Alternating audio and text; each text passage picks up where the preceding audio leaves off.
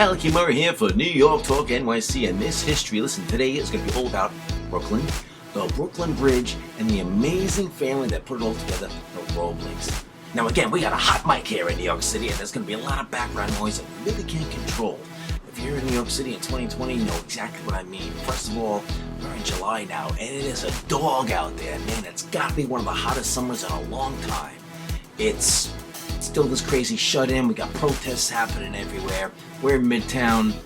You're going to hear some sirens and stuff. We'll do the best we can to keep that insulated from you and give you this pleasurable experience. Brooklyn's colors are blue and gold. That's the best I could do, but it'll do.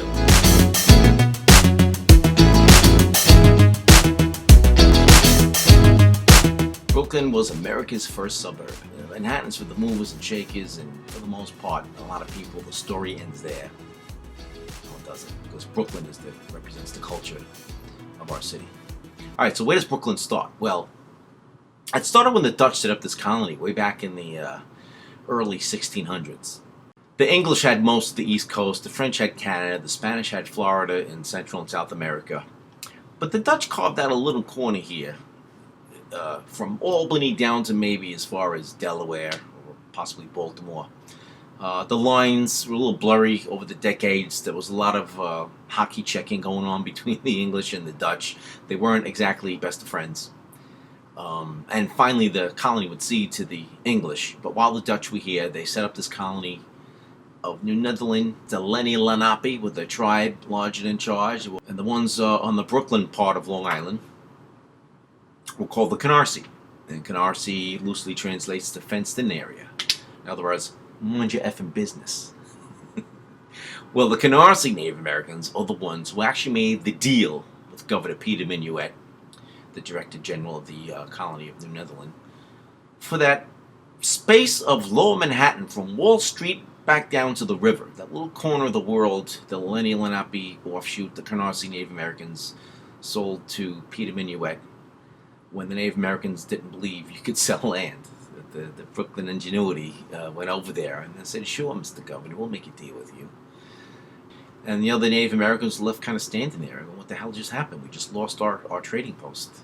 Now, at the time, the Dutch, probably the most religiously tolerant country of Europe, there was something going on in France under King Charles IX's reign. Now, he's 21 years old, 22 years old. He's the king of France. And there's the whole Protestant breaking away from the Catholic Church thing going on, and France is persecuting Protestants like crazy.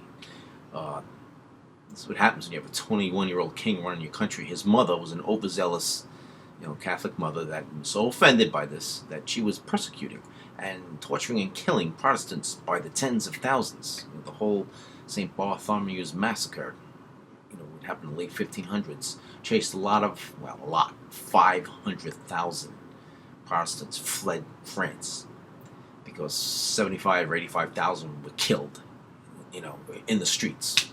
They would run around Europe trying to find places to stay. Most of them went to the Netherlands, but they had a whole bunch of room in the New World for these refugees, so they sent them over to the New World, most of them, and they would settle in Brooklyn. Why Brooklyn? Well, it's right across the river from Manhattan. So the Dutch governors, from Peter Minuit, who himself was a Walloon, wanted Manhattan to be a mecca for the money, the traders, and all that. So the political and the social dissidents were put across the river in Brooklyn. And Brooklyn wasn't, by any means, an out-of-the-way kind of thing. I mean, it was great for hunting, great for farming. You had the Canarsie Native Americans, you had the Walloons, Huguenots, emancipated African slaves, Irish Catholics, English Quakers, Sephardic Jews. But that's what made that cultural cauldron. So when you hear that New York accent today, that's a mixture of all those different things, which started in Brooklyn in the 1630s. Time would go on, and of course, Brooklyn was a separate city from Manhattan. In fact, all 5 boroughs were separate. We didn't join all 5 boroughs until an event called Consolidation, 1897. But before then, Brooklyn was a city of its own. And most of the people in Brooklyn worked in Manhattan. In the early 1800s, they would commute to work by way of a ferry service. And the whole world, remember, is coming to New York City to trade. After the Revolutionary War, hundreds of thousands of people, started to come into New York City. Around 1830 or 1840, I think the census was 800,000 people living in Manhattan. 300,000 were living in Brooklyn. Even today, if Brooklyn was a city of its own, it would be the fourth most populated city in America. But Brooklyn realized that they couldn't survive as a city of their own much longer, so they had to join us. But they really couldn't join us until we made a physical connection, and that would be a bridge. A bridge that was thought to be impossible by many people for many years, but not for the German immigrant, a guy named John Augustus Roebling. And Roebling invented the very invention that makes the bridge possible, the steel cable, which we'll get back to in a minute. Now, John Roebling was born in Prussia. It's Germany today, but back then it was called Prussia, and they were invaded by Napoleon, defeated, and he was a student engineer who never graduated. He kind of got the wind knocked out of his sails after there was really no incentive for engineers to progress in their country. He thought about it for a little bit, and he wanted to come to America. So him and his older brother, Carl, booked passage on a ship to come over here to America to make a new life, and they managed to bring a whole following of people with them. I'm not sure if it was a church group or just their general community, but they were fed up living under that stagnant political environment. Today we would call John a polymath. John had a million different talents. He was great at all of them. He was not only just an engineer. He didn't graduate, but anyway, he was an engineer. He was an astronomer. He was a geologist. He was an agriculturalist. He was, just about anything he put his mind to, he could do great. So he's on the ship and he's wandering around. He's really getting into the captain and the crew, into their heads, and he wants to know everything about everything. He wants to know everybody's job, every tool, every piece of equipment on the ship, how it works. And he's running around, he's making improvements and making life a little bit nicer for everybody just because of his ingenuity. And then a couple storms hit. Everybody's seasick, including himself. One of the violent storms thrashed the ship to pieces. It was in danger of sinking, and John organizes a repair effort, and he saves the ship. And from that point forward, his followers knew exactly who was in charge. And they finally landed in Philadelphia. They realized it's still about 300 miles away from where they have to go. Their piece of land that they were interested in buying was all the way over in not too far near Pittsburgh. So they had to walk 300 miles over the Appalachian Mountains in all kinds of crazy weather. So they finally get to their town that they want to buy, and they pay like 7 times the price it's worth, but they have it. It's theirs, and it's called Saxonburg. It's right on the Allegheny River. So what most nomadic tribes do when they finally settle is they build a farm, and everybody becomes a farmer, and they're providing for the welfare of their own little community there, and they engage in trade with the rest of America by way of this ferry. And the ferry was kind of a pull rope ferry that got them across the river, and it was a ferry. It was a kind of like a clothesline, if there's any clotheslines left today. And they would pull this big rope, and the rope was made out of hemp, and every once in a while that rope would break, and the ferry would run down the river, and everybody would lose everything, and this started to happen like on a weekly basis. And the farmers are losing all their stuff and their money, and so John the engineer, he steps up. He's got to solve this problem. He's fascinated with this thing called the wire rope, or the steel cable, I should say. This cable's over in Europe, and it's this, it's a cable that they use in mines for the most part, pulling the loads out of the tunnels. And so he wants to improve on it. Now, these steel cables are about the thickness of a pencil. Let me give some perspective here. I don't have a pencil, but here's a pen. It's about the same distance, same thickness. But you see, there you go. That's all this thing is. And he takes it and he improves on it. So he takes his thing and he makes this invention that he calls. All right, now I don't have the right tools to do it correctly, but this is basically how it's done. He braids it into a rope, and he calls this thing a wire rope. And he takes it to the patent office, and he gets a patent on it. I was shocked he'd get a patent, because what he did is he proved that his material was stronger, it was thicker, and of course it was less friction. So he got a patent for it, and the first thing he did when he got a patent was, bam, he replaced that hemp rope with the what he called a wire rope. And the ferry never broke again. So now he goes into business. Now he starts the wire rope company, and along the way he got married. He has about 9 kids. Tragically, 2 of them don't make it out of childhood, but his 4 sons, they all become engineers like him, and they go into the family business of the wire rope. Now he has to move out of Saxonburg, and he goes over to Trenton, New Jersey, and the sons go to some of the best, Rensselaer Polytech and some of the best engineering schools in America at the time. Roebling takes his invention here, and he gets a seat on the Agricultural Committee of Pennsylvania, And he's in charge of some of the big civil engineering projects that they have coming up. They want to build dams and bridges. And the bridges, or the suspension bridges, back in those days weren't very long because they were using hemp rope.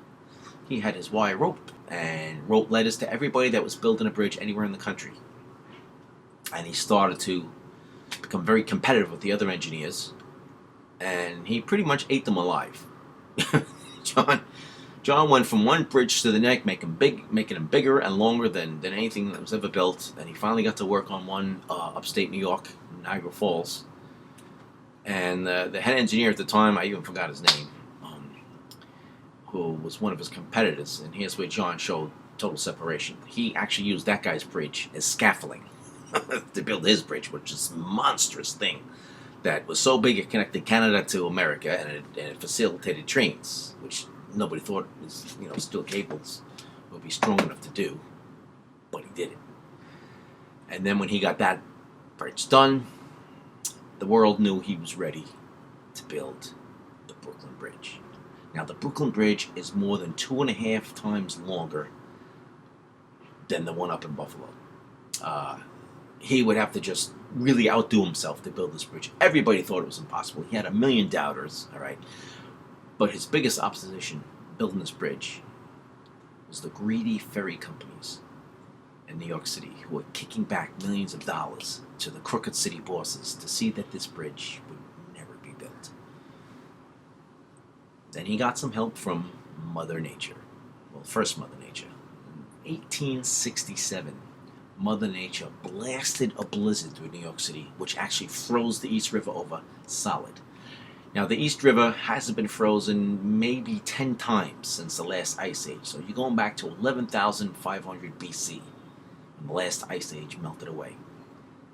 Maybe 8 times the East River froze over in that period. So it freezes over in 1867, and that's a sign. Now the people of Brooklyn can't get to work. The ferries are rendered useless in their slips or they're destroyed. And the employers in Manhattan are hiring people from as far away as Albany to take their jobs. The people of Brooklyn are outraged. They're 1,800 feet away, but they can't get to work. So they demanded to give Roebling a chance to build this bridge.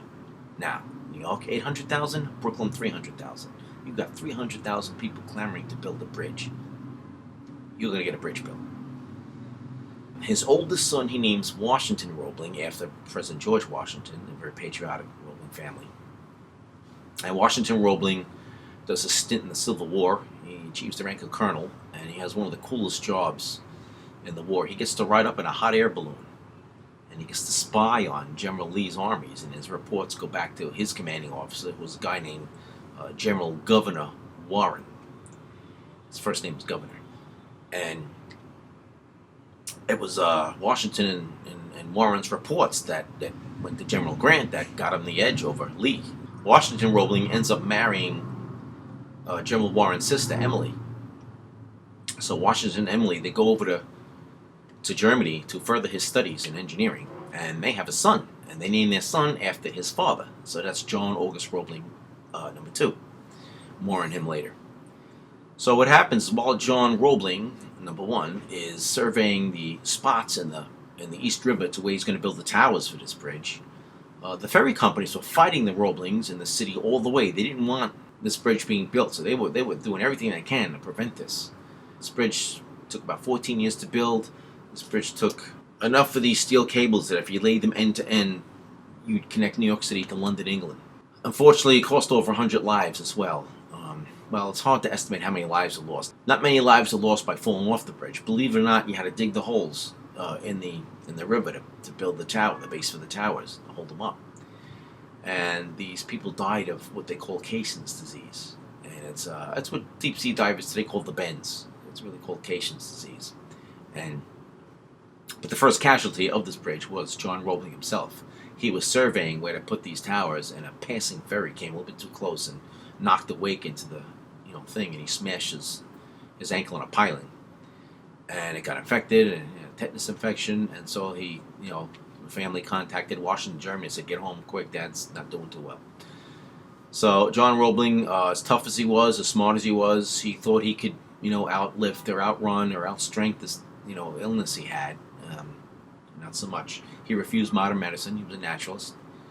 and gangrene set in his ankle. He tried, his own methods to remedy it, which were pretty barbaric. He thought he cut his foot off. Just used cold water pouring over his foot while he's sewing his foot off, and it was too late. The infection set in, lockjaw, and he ended up dying of a tetanus infection. So the next bridge builder to take over was his son. So here comes the Civil War hero, Colonel Washington Roebling, and his wife Emily. They buy an apartment over there in Brooklyn Heights, right where they're building the bridge. He's supervising the digging of the holes that go down, and everybody's starting to get sick with the bends, including himself. He got a really bad case of it. But most of the people that were digging the holes were immigrants. There was no real record of them, and they thought that when you started getting sick, the best thing you could do was pull you up out of the hole really quick, which is today we find out the worst thing you could do if you ever get a case of the bends. You're supposed to come up slowly, divers will tell you. But they pull those guys up quick. They're went home sick and went to sleep and probably never showed up the next day. There was no official record of a lot of these people. Like I said, they were new immigrants, mostly Italian. So the bridge building would go on.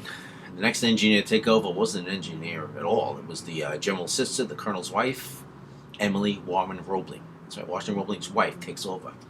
And he is paralyzed from the neck down. He's in his bed in Brooklyn Heights with a telescope, watching the operation. He's taking notes. He's giving them to her. She's running down to the site, the bridge, and she's delegating authority. A very formidable woman. Got the bridge built. There was all kinds of scandals breaking out. And she was kind of like putting all those fires out. And unfortunately, she really didn't get a lot of credit for this until way after the bridge was done. It was only until around, I guess, the 1940s or 50s when people finally recognized Emily is the one who really put this all together. And when they finally finished the bridge in 1883, the bridge literally connected City Hall, Manhattan, to City Hall, Brooklyn. And Emily was the first one to walk over the bridge. The President of the United States was there, along with the city officials, and she carried a rooster, symbolic gesture that the bridge was finished. One of the great ingenious things that they put on that bridge was the promenade, which they charged a penny to walk over the bridge. Back in the day, it's free now. But while Washington and Emily are building the Brooklyn Bridge, Carl, besides being the president of the company and doing all these other amazing things to expand their brand, he's tasked with the job of bringing Cleopatra's Needle from Egypt and putting it in Central Park. Carl Roebling designed the base of this thing. It's 35 centuries old. It's 72 feet high, weighs 220 tons, and it was a monumental engineering effort just to get this thing from the docks on over 96th Street, Central Park. They had to find a sacred spot for it. It couldn't cast any shadows on anything. They didn't want any buildings casting shadows on it. So, you kind of got to look around the park to find it, but it's there. It's called Cleopatra's Needle. It was built in 1600 BC, something like that. A little bit after Cleopatra, but they call it Cleopatra's Needle anyway. And you can still see the hieroglyphics on all four sides. Monumental effort. I think that was about 1881 or 1882.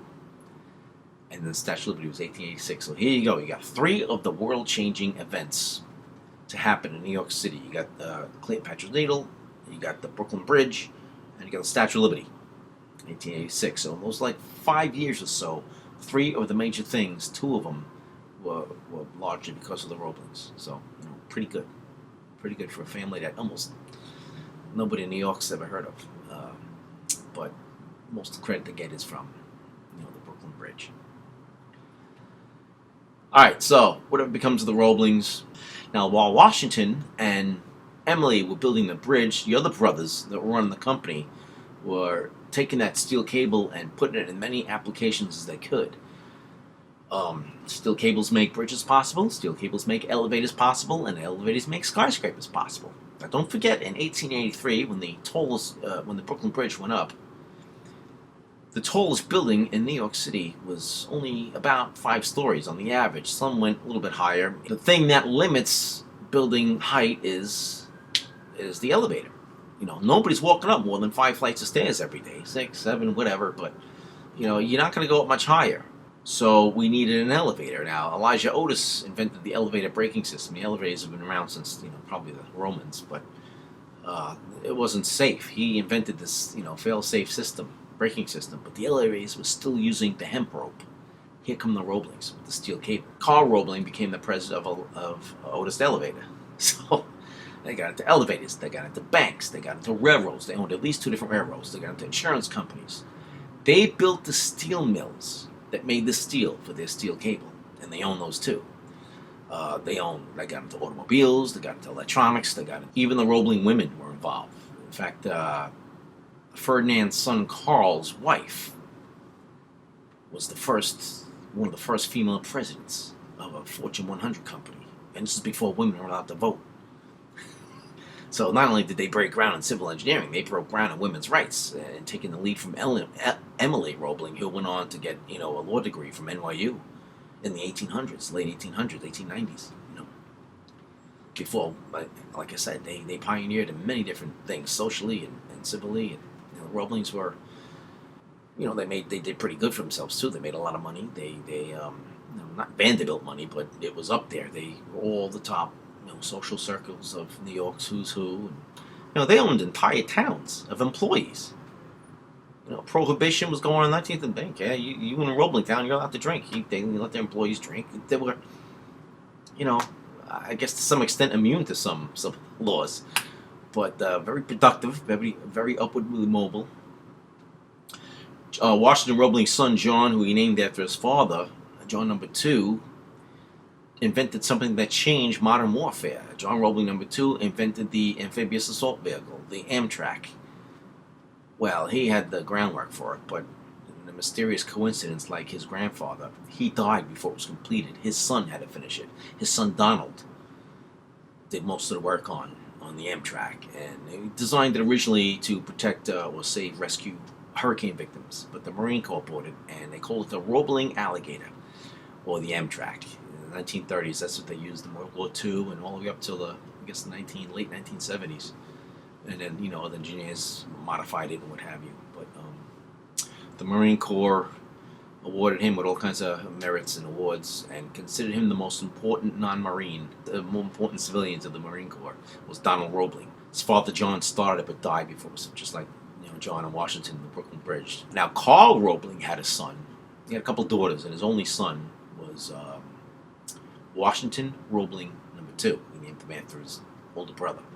Washington Roebling II and Carl's older brother Ferdinand got into the automobile business, and Washington Roebling II invented the Roebling Planche Fiat race car, and he raced it in Vanderbilt's race, one of the most prestigious races at the time, and he came in second place. Some say he would have won if he didn't skid out the last minute and hit a pole, but he still finished second.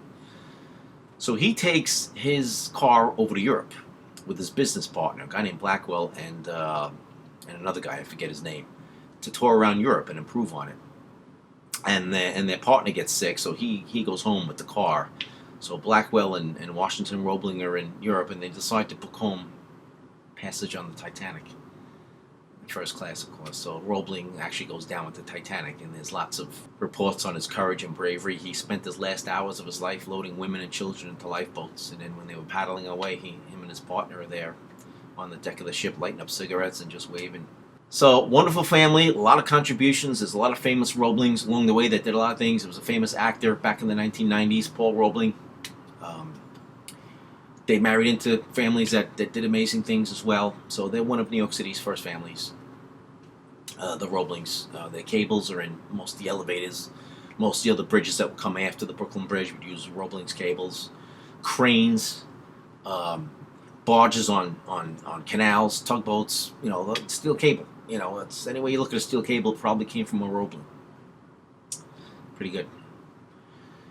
So, one way to enjoy the Brooklyn Bridge, we got to talk about it, of course. One of the great free things to do in New York City. Everybody wants to know what they get. It's a fortune. You spend a lot on, people come here. It's airfare, it's hotels. They buy outfits. New York, food is expensive. But one of the great free things you could do, cost you absolutely nothing, is to walk over the Brooklyn Bridge.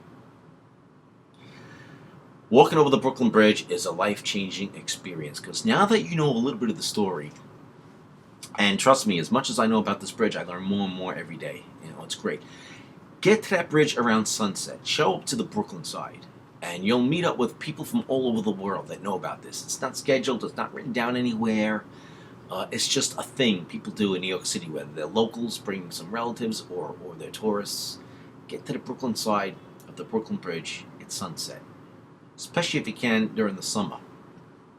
And as the sun's setting over New Jersey on the left, the mainland, and on your right you got the moon rising over Brooklyn. and you get this amazing array of colors in the sky. And the juxtaposition against the natural lights are the city's artificial lights. Manhattan is the host of the first and third largest downtowns in the world. And just around sunset, all the skyscrapers' lights start to go up. And then you got the natural lights. And you're on top of this bridge, which, remember, it's 200 feet over the river. You got ships, you got boats, you got the Statue of Liberty you can see from the Brooklyn Bridge. You got, skyscrapers and buildings lighting up everywhere. And it's just a wonderful, kind of spiritual experience. It's not an ordinary sunset. And you take this walk over the bridge. It's about a mile long, give or take. But you don't even realize it's a mile. It's like, oh, shoot, we got to walk a mile. No, it's pretty cool. You take it piece at a time and you just go with the crowd. There's, thousands of people up there and enjoying the moment with you. One of the cool things you could do before and after you walk over this bridge, don't forget, is pizza. That's a big deal in New York City. In fact, the godfather of pizza was a guy named Gennaro Lombardi. And Mr. Lombardi was the guy who brought pizza from Italy to America. And today Lombardi's is still the oldest pizzeria in America. It's still there. It's over there on Little Italy's Spring Street. And it's about a quarter of a mile away from the bridge, so you got to walk a little bit more, but it's no big deal. One of his proteges was a guy named Patsy Grimaldi. And Patsy Grimaldi had a pizza place on the Brooklyn side of the Brooklyn Bridge. He sold it after he got on a little bit in years, and then he ended up buying another pizzeria around the corner from his original one. He named it after his mother, Julianne's. And Julianne's Pizza is always in the top 2-3 pizzerias in the world. It's one of the best pizza to get a pizza. Said it 10 times. And so there you have it. You get a slice of pizza on each side. Decide which one you like the best. There's only, like I said, there's only a little more than a handful. Maybe there's less than 10 coal-fired ovens in New York City that make the coal-fired pizza. Mr. Lombardi said it's not coal oven, it's not pizza. So here's your chance to try it. What the heck, And only thing is, you can't just buy it by the slice. You got to come with the group. You got to buy the whole pie. So if you're going alone, which you could, make some friends on the bridge. Talk them into having some pizza with you. Be a lot of fun. All right, Malachi Murray here. That's another interesting segment of New York Talk. We're glad to have you with us. Keep cool. It's the summer, and we hope to see you in August.